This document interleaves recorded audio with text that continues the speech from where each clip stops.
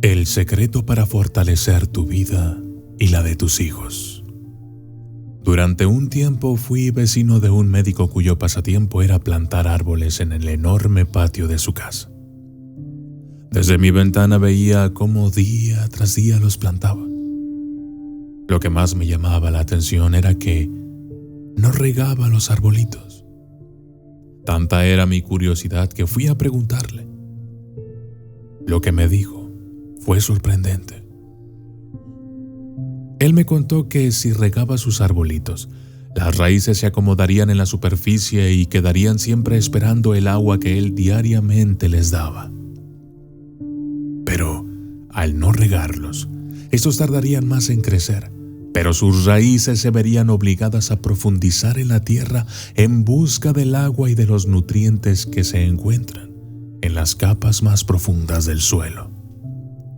Y así, los árboles tendrían raíces profundas y serían más resistentes. Al cabo de un tiempo fui a vivir a otro país. Cuando después de varios años regresé a mi antigua casa, noté que mi vecino había cumplido finalmente su sueño. Tenía un hermoso y pequeño bosque en la parte de atrás de su casa. Un día, de pronto, llegó el rigor del invierno. Empezó a hacer mucho aire.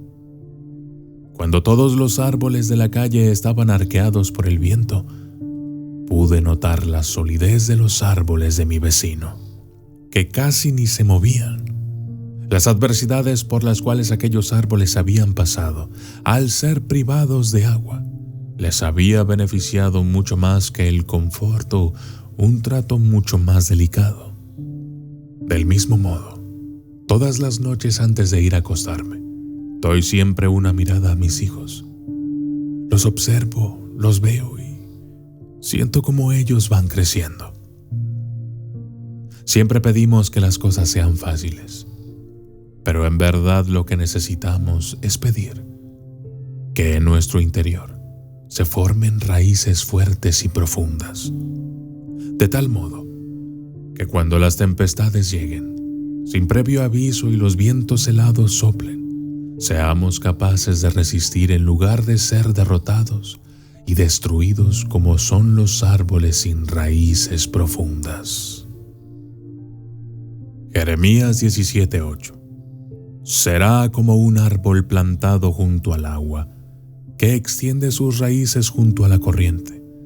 No temerá cuando llegue el calor y sus hojas estarán verdes. En año de sequía no se angustiará, ni dejará de dar fruto.